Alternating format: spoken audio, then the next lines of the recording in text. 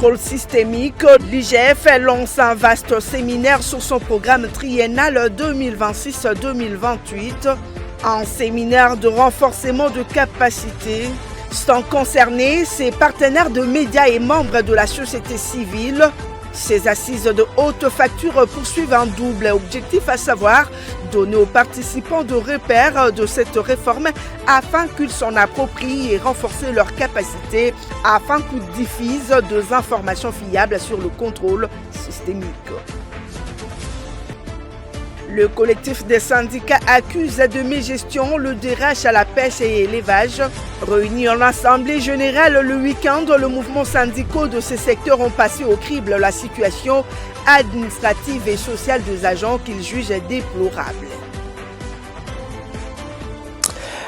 Mesdames et messieurs, une nouvelle édition. Bienvenue à vous sur Ecofin Télévision et merci de nous choisir pour vous informer. Sachez que la première ministre Judith Suminwa-Tuluka a lancé le week-end dernier un vibrant appel en faveur de la promotion du leadership féminin et de l'autonomisation économique des femmes lors de la sortie officielle du réseau de femmes parlementaires de la République démocratique du Congo, organisée au Palais du Peuple à Kinshasa.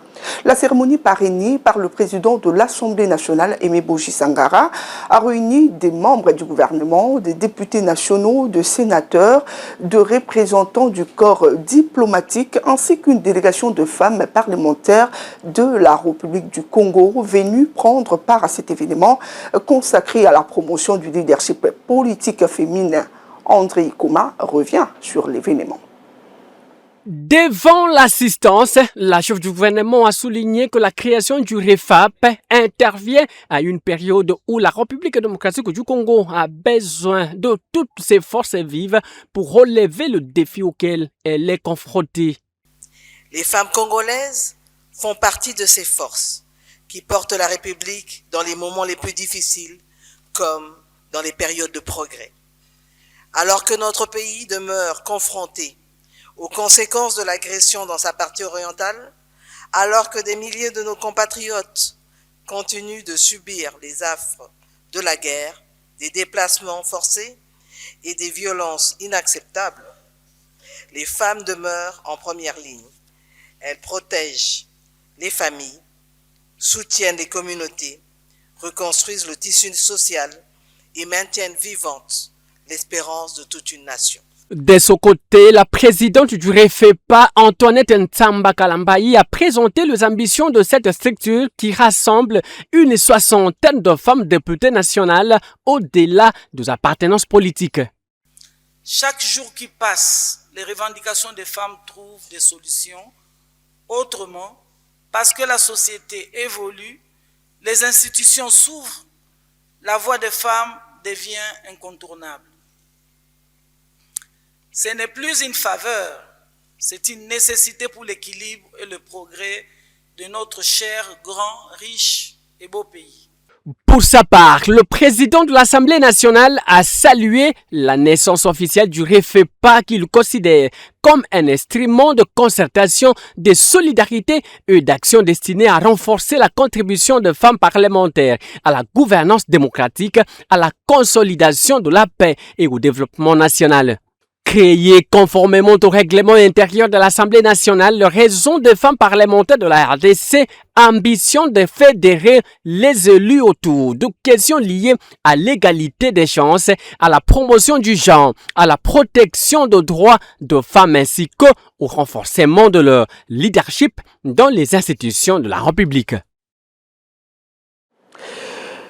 Plusieurs mutations profondes se sont réalisées entre 2020 et 2025 à l'Inspection générale des finances. Plus de 16 réformes engagées portées par 3 ordonnances présidentielles en vue de faire de l'IGF une véritable charnière de lutte contre la criminalité financière. En République démocratique du Congo, convié à cette activité de renforcement des capacités des médias partenaires et acteurs sociaux, l'inspecteur général des finances, chef de service honoraire et mérite, Jules Alingetekei, s'est largement étendu sur le travail abattu par ses services de contrôle, grâce notamment à la volonté politique impulsée par le chef de l'État, Félix Antoine Tshisekedi. Igor Biwaka et Jomanana. Jules Alingué-Tikei. Fonctionnement de l'inspection générale des finances et fait marquant de 2020. En 2025, telle est la thématique sur laquelle s'est largement étendu l'inspecteur général des finances, chef de service honoraire et émérite, Jules Alingué-Tikei. Convié à prendre part à ces séminaires de renforcement de capacités de partenaires médias et acteurs sociaux pour l'appropriation du plan stratégique triennal 2026-2028, Jules Alingué-Tikei a déroulé les grandes réformes engagées par l'IGF au cours de la période sous analyse. Plus de 16 réformes menées, 3 ordonnances présidentielles signées, le tout pour redonner à ces services de contrôle son rôle indéniable de charnière dans la lutte contre la criminalité financière en RDC. J'ai fait un petit exercice et j'ai recensé près de 16 changements, innovations, réformes apportées au fonctionnement du service. Des réformes sur le plan administratif, sur le plan juridique et sur le plan de l'opérationnalité sur le terrain du travail des inspecteurs. Ce service va faire une mutation d'un simple service de contrôle des finances publiques à un service d'appui à la mobilisation des recettes. La matérialisation de toutes ces réformes ne serait possible sans la volonté politique du chef de l'État. Félix Antoine Tshisekedi Tshilombo a reconnu le chef de service honoraire et émérite. Depuis la création de ce service, c'est pour la toute première fois dans son histoire qu'un chef de l'État arrive au pouvoir et décide de déclencher la lutte contre la corruption dans le pays. Ce qui fait que cette volonté politique a conduit à beaucoup de réformes pour traquer la criminalité financière qui avait élu domicile dans le pays depuis des décennies. Et pour cette volonté politique, je voudrais en profiter pour rendre un vibrant hommage à son Excellence Félix Antoine Tshisekedi Tshilombo, président de la République, chef de l'État. Plusieurs autres faits marquants ont cerné cette période de 2020 en 2025 où l'action de l'IGF a permis à l'État de bénéficier entre autres du rééquilibrage du contrat sino-congolais avec à la clé 7 milliards de dollars américains raflés au profit du trésor public. À noter que pendant 6 jours, chevaliers de la plume et acteurs sociaux vont bénéficier de matières consistantes sur la nouvelle réforme impulsée par l'IGF, le contrôle systémique, tournant ainsi la page à la patrouille financière. Et puisque nous parlons de l'inspection générale des finances, restons-y. Cette fois-ci, il a procédé ce lundi 8 juin au lancement d'un séminaire de renforcement de capacité en faveur de ses partenaires des médias et membres de la société civile. Ouverte au chapiteau le 19 à Kinshasa, ces assises de haute facture lancées par Christophe Bitassimwa, inspecteur général des finances, chef de service, poursuivent un double objectif, à savoir donner aux participants de repères de cette réforme afin qu'ils s'en approprient et renforcer leurs capacités afin qu'ils diffusent des informations fiables sur le contrôle systémique. Suivez. Tout est mis en œuvre pour la vulgarisation du plan stratégique triennal 2026-2028, méticuleusement peaufiné par l'inspection générale des finances, conformément à la vision du chef de l'État, Félix Antoine Tshisekedi Tshilombo. Cette institution de contrôle passe désormais à la vitesse supérieure en outillant ses médias partenaires, membres de la société civile et opérateurs culturels. Pendant 6 jours, soit du 8 au 13 juin, ces participants bénéficient d'un séminaire de renforcement des capacités de haute facture en vue de s'imprégner de ce nouveau programme porté par 6 axes majeurs, dont entre autres la transformation digitale et la maîtrise de l'information. Ici, l'inspecteur général des finances, chef des services, Christophe Bitassimwa, revient sur ce double objectif poursuivi derrière cette démarche. L'organisation de ce séminaire poursuit un double objectif. Premièrement, donner aux participants ici rassemblés des repères la philosophie, les objectifs, les méthodes et les résultats attendus sur le programme stratégique triennal 2026-2028 du contrôle systémique de l'IGF, afin qu'ils s'en approprient et soient aussi capables de leur part des contributions dans les processus de contrôle citoyen responsable et constructif des finances publiques. Deuxièmement, renforcer la capacité de participants à relayer une information fiable, objective et pédagogique auprès de la population et amener celle-ci à s'imprégner de ce programme ambitieux. Par cet exercice, l'IGF entend faire des chevaliers de la plume et acteurs sociaux des véritables courroies de transmission des informations fiables à la population. 4 thématiques majeures ornent ces travaux, à savoir l'historique de l'IGF, la projection de cet organe de contrôle dans l'avenir à travers le plan stratégique triennal, la place de l'IGF dans l'ordre institutionnel, la communication de l'IGF et ses activités. On va parler finances dans cette édition. Le finance publique congolaise continue d'afficher de résultats encourageants en ces débuts d'année 2026. Porté par la bonne tenue de recettes fiscales et dynamisme du commerce extérieur, les ressources mobilisées par l'État au 28 mai dépassent légèrement les prévisions établies. Une performance qui intervient dans un contexte marqué par la poursuite des financements des dépenses publiques, notamment le salaire des agents de l'État, alors que le réserve international enregistre un repli au cours de la période sous revue. Jocelyne Mouteba nous en dit plus dans ses commentaires. Au 28 mai 2026, les recettes de l'État ont atteint 12 412 milliards de francs congolais en cumul annuel, soit une performance supérieure de 1,8% aux prévisions fixées. Au 28 mai 2026, les recettes de l'État ont atteint 12 412 milliards de francs congolais en cumul annuel, soit une performance supérieure de 1,8% aux prévisions fixées. Selon la Banque centrale du Congo, cette évolution est principalement soutenue par les recettes issues des impôts directs et indirects, ainsi que par les dynamismes observés dans les activités du commerce extérieur. Pour la seule période sous revue, les régies financières ont mobilisé près de 1 995 milliards de francs congolais. La Direction générale des impôts demeure le principal pourvoyeur de recettes avec plus de 974 milliards de francs congolais, suivi de la DGDA avec 581 milliards et de la DGRAD avec près de 439 milliards.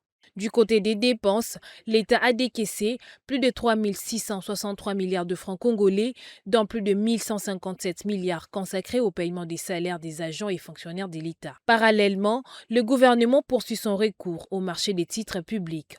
Une nouvelle émission d'obligations du Trésor de 70 millions de dollars américains est annoncée pour le début du mois de juin, avec une maturité de 2 ans et un taux d'intérêt de 8%. En revanche, les réserves internationales ont enregistré une baisse hebdomadaire de plus de 250 millions de dollars américains pour s'établir à 7,52 milliards de dollars, un niveau qui permet néanmoins de couvrir près de 3 mois d'importation de biens et services. Pendant ce temps, la Banque africaine de développement alerte sur un paradoxe fiscal en Afrique. Les recettes augmentent en valeur, mais leur efficacité et leur poids dans l'économie reculent. Un constat qui place la République démocratique du Congo face à d'importants défis de mobilisation des ressources internes. Récit de Ben Chokuta et Ruben Anata. Selon la BAD dans son nouveau rapport intitulé Perspectives économiques en Afrique 2026, les recettes fiscales africaines ont fortement progressé en valeur nominale, mais leur part dans le PIB est passée d'environ 23 à 30% dans les années 2000 à près de 16% en 2024. En RDC, cette situation reflète une économie encore marquée par une base fiscale étroite et une forte informalité. Le rapport souligne la domination de la TVA et des impôts indirects dans les recettes africaines.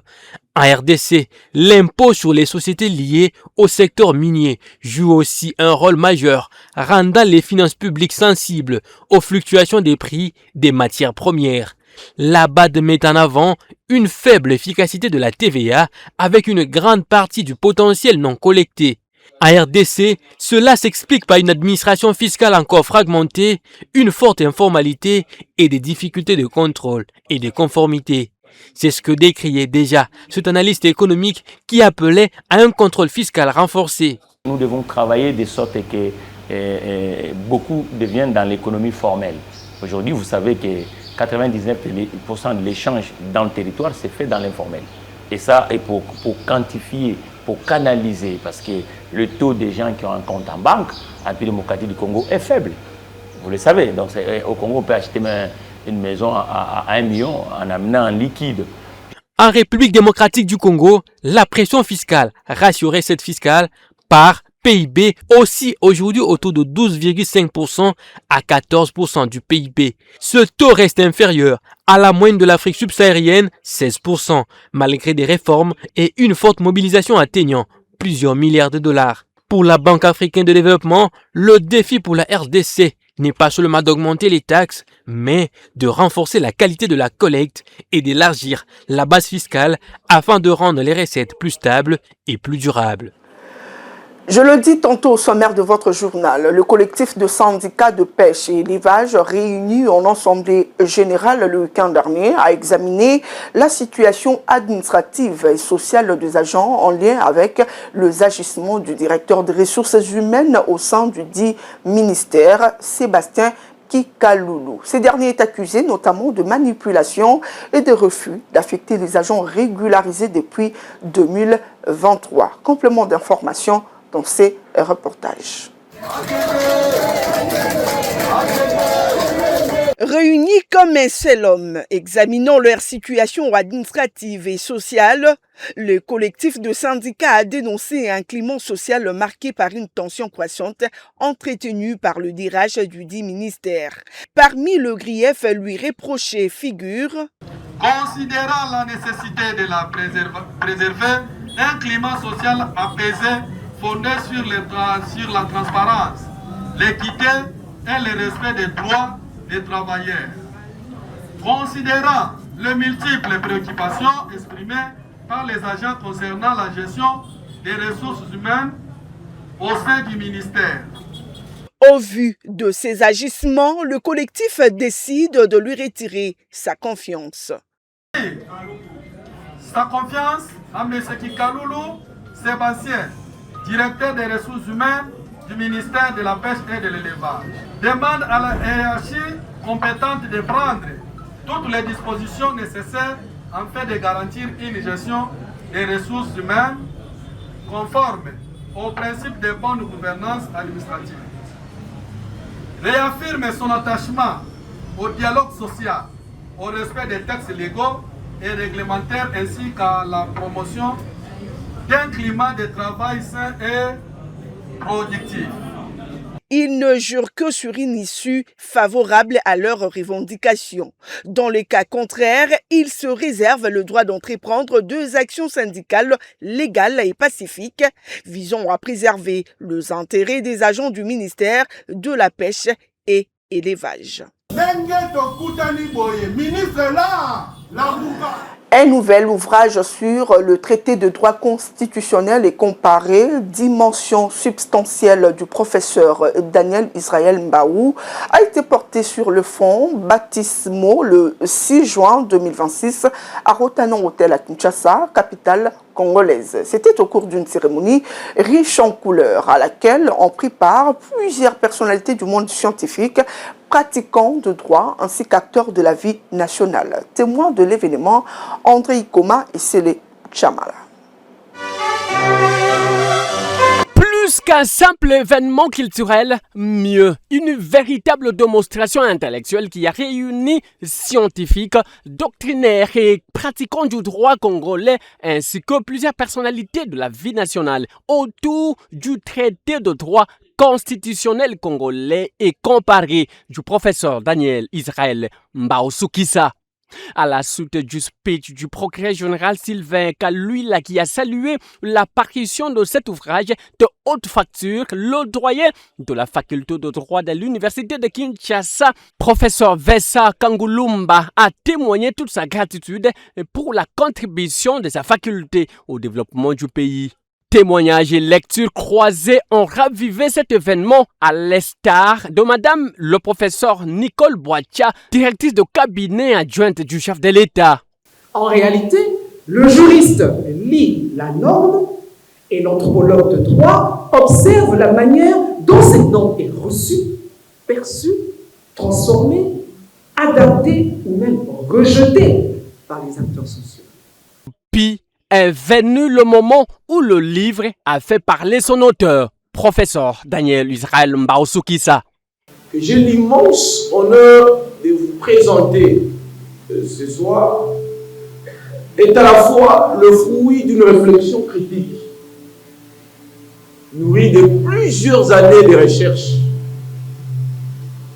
sur des questions particulières des droits de l'homme et sur des questions de justice constitutionnelle. C'est donc après qu'interviendra le moment tant attendu, le baptême de cet ouvrage d'esprit. Préfacé par Jacques Joly et Sengekeli, avant-propos de Dieudonné Kalouba et de post-effacé d'Evariste Bouchab, cet ouvrage de plus de 500 pages se veut une innovation majeure et un outil de travail dans les sciences juridiques, notamment économiques.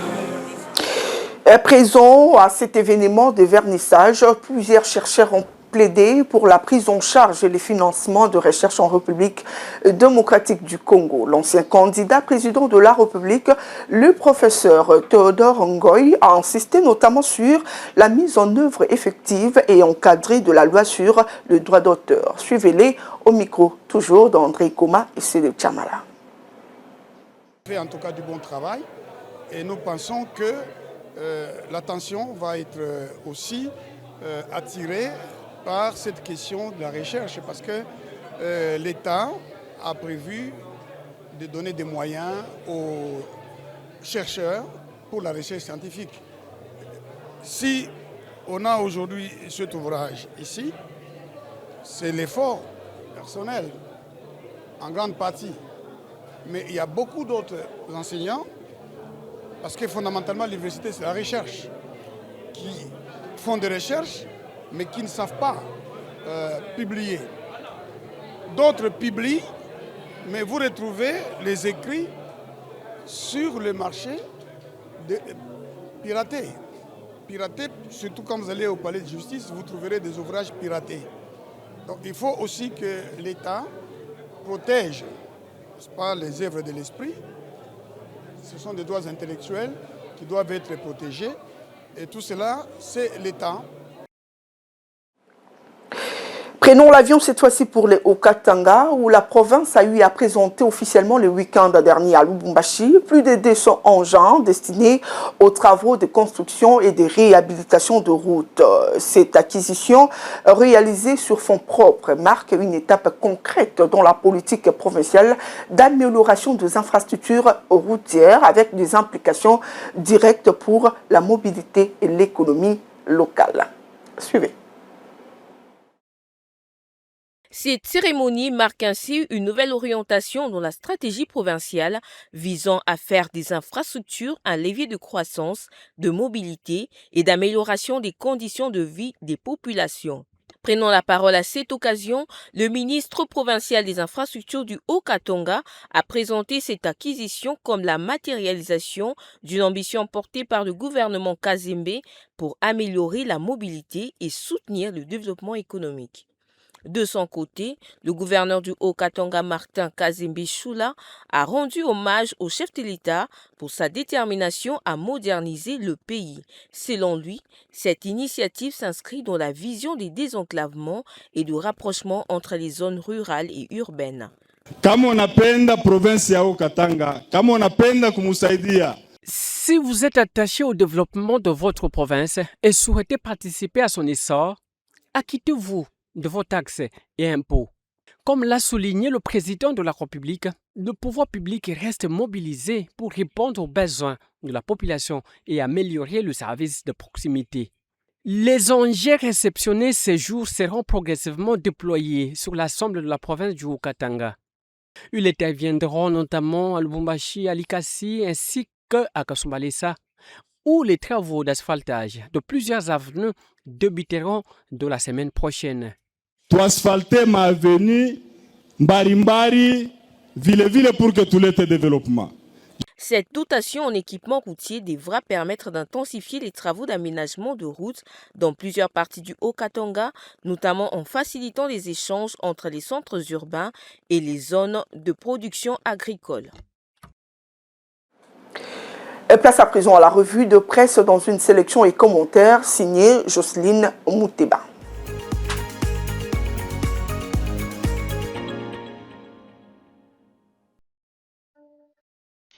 C'est la revue de presse de ce lundi 8 juin 2026, consacrée à l'économie et finances. Mesdames et messieurs, bienvenue. Ouvrons cette revue avec les potentiels qui titrent dans sa page 5 « Paye des agents publics ». L'IGF préconise un système unifié pour mettre fin au dysfonctionnement. L'inspecteur général des finances, chef des services Christophe Bidessinois, a recommandé vendredi 5 juin 2026 au gouvernement la mise en place d'un système unifié et digitalisé de gestion de la paie des agents et fonctionnaires de l'État afin de renforcer les contrôles et la transparence du dispositif actuel. Cette suggestion a été formulée à l'issue d'une réunion présidée par la Première ministre consacrée à l'audit des états liquidatifs de la paie. Selon Christophe Bidessinois, la multiplicité des intervenants et l'absence d'une plateforme commune expliquent en grande partie les défaillances constatées. L'objectif, a-t-il précisé, est d'aboutir à une plateforme unique sur laquelle chaque acteur interviendrait selon les compétences, permettant ainsi un meilleur contrôle du système. De ce lundi 8 juin, les équipes entameront une phase de travaux de terrain auprès des différentes structures en charge de la gestion du personnel de l'État. Cette nouvelle phase de contrôle vise à identifier l'origine des incohérences relevées dans les fichiers de paie et à proposer des mesures correctives propres à renforcer la transparence et l'efficacité du système. Poursuivons avec Congo Nouveau qui titre dans sa page 6 RDC États-Unis, Mukoko Samba présente au secteur privé les opportunités du partenariat stratégique.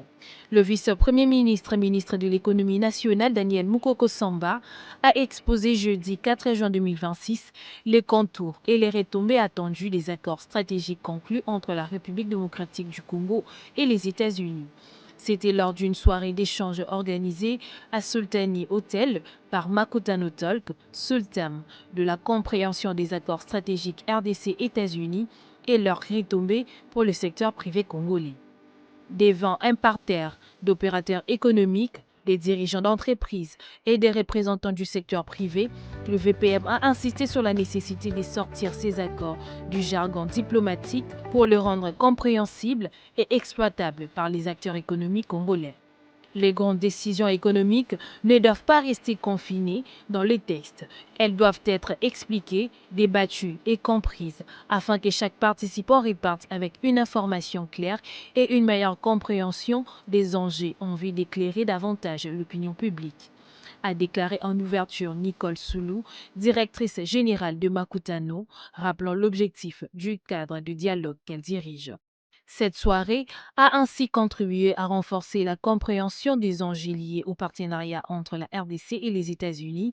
Elle a mis en lumière la nécessité pour les acteurs congolais de s'approprier pleinement les opportunités offertes par cet accord présenté par le gouvernement comme un levier pour accélérer le développement et la diversification de l'économie nationale. C'est ici que prend fin cette revue. Merci de l'avoir suivi et bonne suite de programme.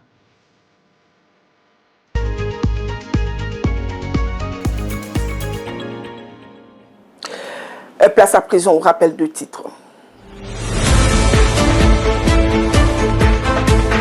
Contrôle systémique, l'IGF lance un vaste séminaire sur son programme triennal 2026-2028.